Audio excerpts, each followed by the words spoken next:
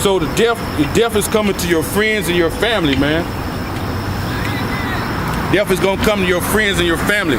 Like the scriptures say, hey, your kids gonna be killed right in front of you, man. You know? And it says, the time has come, the day draweth near, let not the buyer rejoice, right? Neither let the seller mourn. Let not the buyer rejoice. Because a lot of times you have buyers that rejoice when they can add a new addition to their house, or they can buy an extra piece of land, right? And it says, let not the buyer rejoice nor the seller mourn, because a seller has to do away with his property. That's why he's doing away with an asset that he has. And the buyer, it said, let him not rejoice, because when they rejoice, when they add it to their property, they rejoicing. Right? He said, let him not rejoice, because you're not going to have any property to add nothing to in that day. When the martial law starts, the troops are going to come through and they're going to ramshack everything you got, man. The Lord is going to allow them to destroy all your possessions, man. Everything you got, you think is good, is going to be good for nothing. It says, for the seller shall not return to that which is sold. It says, because why? He gonna be in captivity, right? And it says, although they were yet alive, for the vision is touching of the whole multitude thereof, which shall not return, neither shall any strengthen himself in the iniquity of his life, man. So the money you got, you won't be basically saved by your money, none of that. The unrighteous mammon, your ill-gotten gains, ain't none of that gonna protect you in that day, man. You know? It says, let me go back. For the seller shall not return to that which is sold, although they were yet alive, for the vision is touching the whole multitude thereof, man. So we are here calling and piping unto you, man. Return and repent and return, man. You know? We letting you know that the enemy is close to coming and bringing a state of anguish upon you, man. A state of hardship is coming. That time of Jacob's trouble, man. That time is coming, man. Verse 14, they have blown the trumpet even to make all ready, but none go up to the battle, right? We blowing the trumpet, right? But none go up to the battle, man. We blowing the trumpet, letting you people know, right? But none are going to the battle. You got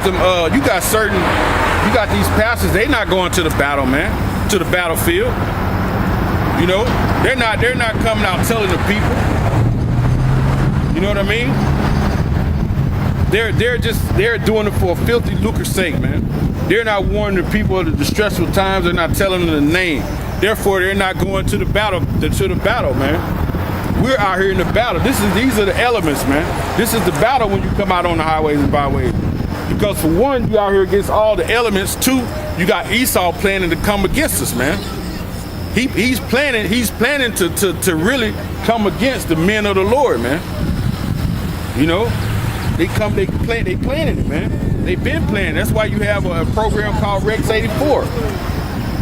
And then they use that black Hebrew Israelite. Now they trying to make it seem like we're some kind of extremist group, man. No, we're Israelites, man. If you read the scriptures, you understand Israel is the sand of the sea. They're speckled birds. I mean, they're gonna look like other nations. You're gonna have Israelites that look like so-called white people. You're gonna have Israelites that look like Chinese. You're gonna have Israelites that look like Japanese, man. It's though they trying to put a tag on it. And for you people or you other groups who put in that name on the front, black Hebrew Israelite, Esau gonna destroy you, man. The Lord gonna let Esau destroy you, man. It says, they have blown the trumpet even to make all ready, but none go up to the battle. For my wrath is upon the multitude thereof, man. So, hey, man, there ain't gonna be no courage to face the enemy in that day. We have a real enemy, man. It's Esau. If you're not walking in the spirit, you ain't gonna have spirit of Yahweh Shem Yahushai in that day. Hey, you ain't gonna have no courage to face the enemy, man. You ain't gonna know what to do, man. When the enemy come down on you like that flood, you gonna accept that RFID chip, man. And that's gonna be the death of you when you accept that RFID chip. This Revelations 14. It's Revelations 14:9. And the third angel followed them, saying with a loud voice, any man worship the beast in his image, which is that mark, that whole system, right? It says, and receive his mark, which is the RFID chip, in his forehead or in his hand. The same shall drink of the wine of the wrath of God, man. That wine, when you have strong wine, is not diluted. So that wrath is not going to be with mixture. You're going to get straight uranium and plutonium, man. It says, it is poured out without mixture into the cup of his indignation. That cup is anguish, man. That cup is hardship. That cup is torment. That cup is calamities. That cup is going to be slavery for you Edomites, man. It says that he shall be tormented with fire and brimstone in the presence of the holy angels and in the presence of the Lamb, man. Because they're gonna be they're gonna be out in the heavens. They're gonna be watching the destruction. Yahweh Shai and the angels, man. And it says, verse 15. It says the sword is without, and the pestilence and the famine are within, man. So the people who escape this thing, man, Esau, you gonna fall right. If you 2/3, guess what? You think you're gonna be escaping out of this? You're gonna fall right into the hands of Esau, man. That's what the Lord is telling you right there. It says the sword is without, and the pestilence of the famine is within. So the people that are in the city, you're gonna think that you're safe in your own houses. Guess what? You're gonna die, man. Because some Gurga troops are basically gonna bust down the doors. And they're gonna take you, man. He that is in the field shall die with the sword, right? By the hand of the martial law troops.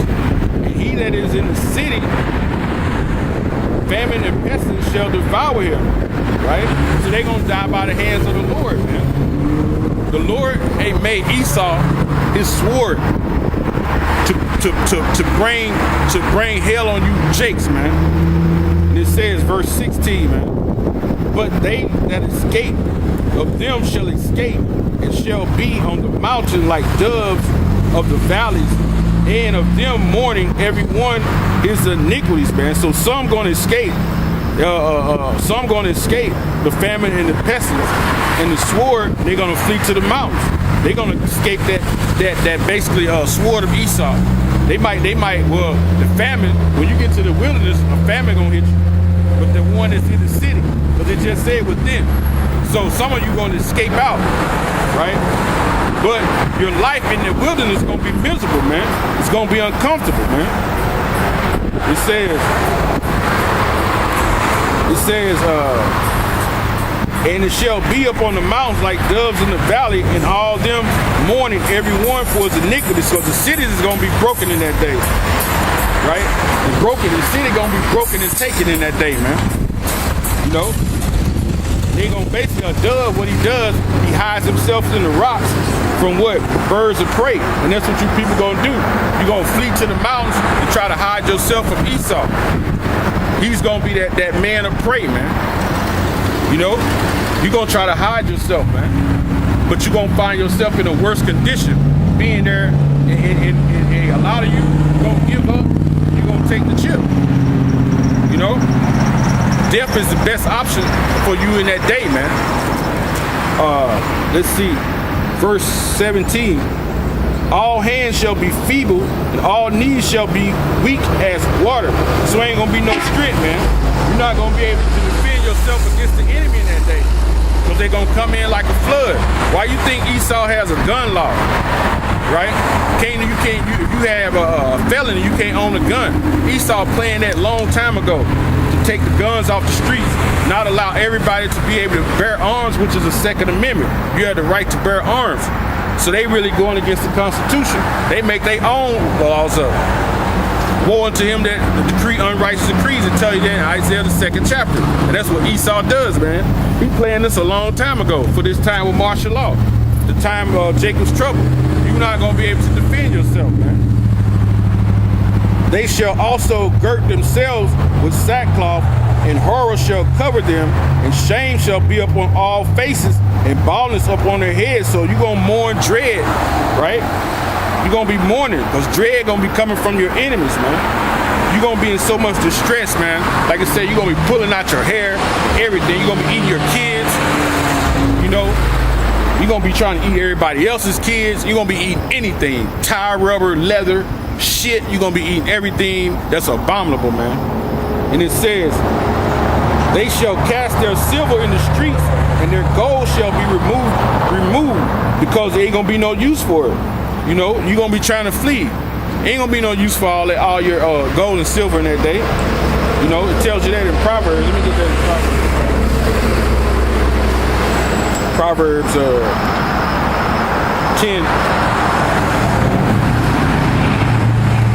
Proverbs 10 and 2. Treasures of wickedness profit nothing, but righteousness is delivered from death, man. So those treasures of wickedness, those ill-gotten gains you got, they're not going to help you in that day when you're trying to flee. Only being righteous and having faith, that's what's going to save you from death, man, and destruction. It says, their silver and their gold shall not be able to deliver them in the day of wrath of the Lord Yahweh. It says, they shall not satisfy their souls, neither fill their bowels, man. It says, because it is a stumbling block of their iniquities, man. So covetous idolaters, man, which y'all gonna fall into sin. Those are certain things that made you fall into sin. Being a covetous, being an idolatrous, man, an adulteress. These are things that make you fall into sin, man. And it says, it is a stumbling block of their iniquities, man. Hey, so in that day, man, the FRNs, that little FRNs you think you got, hey, man, that's not going to be able to buy bread in that day. You know, they tell you bread, a loaf of bread is $5,000. What you going to do? You know, you ain't gonna be able to buy no bread in that day, man, when that day comes. That day gonna be a day of horror, man. You know, how much gold and silver you gonna be able to carry while you fleeing? You just got to solely depend on Yahweh Shem Yahushai. That's that faith, man.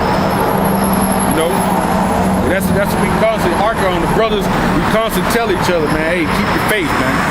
Pray for more faith, man. That the Lord give you faith in that day. You know, and it says,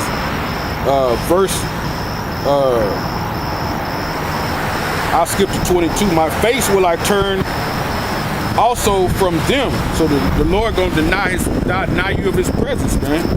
And they shall pollute my secret place, for the robbers shall enter into it and defile it, man. So Esau, just like he did in the ramshacking of the temple with Antiochus, and what he did with Vespasian, and in the time of Nebuchadnezzar and the Babylonians, he gonna do it now. That temple being Israel, man, he gonna ramshack the people. He gonna come and hey, man, he gonna come and load people up like cattle, man. You know, he gonna besiege you again. That besiege is coming. Verse 25: destruction cometh, and they shall seek peace, and there shall be none. They gonna seek peace with Esau, but Esau gonna be coming to seize your ass. Ain't gonna be no peace with it. You know, if Jake's seeking peace with Esau, you taking a chip. And that's going to be your destruction, because you're going to be done win against the Heavenly Father, man. It says, mischief shall come upon mischief, man. Meaning calamity upon calamity. It says, and rumor shall be upon rumor, man. Then shall they seek a vision of the prophet. They're going to want to hear how to be delivered. But the lips of the prophets are going to be sealed. The knowledge that's coming out of the prophets of the mouth is going to be sealed in that day, pursuing the Amos the 8th chapter. It says, but the law shall perish from the priest, man. Like I said, the lips are going to be closed, man. And it says, and counsel of the ancient, man. So, hey, in that great time of distress, man, hey, we just gonna be looking at you people, man. Lord willing, man, the men of the Lord has been out here pushing. We the men. It says,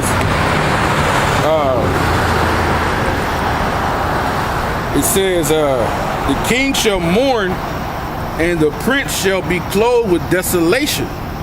Meaning, who's the prince now? Esau.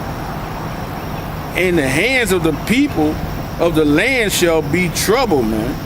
So Esau won't be able to save himself nor his people, right? And you're going to be weakened through fear, man.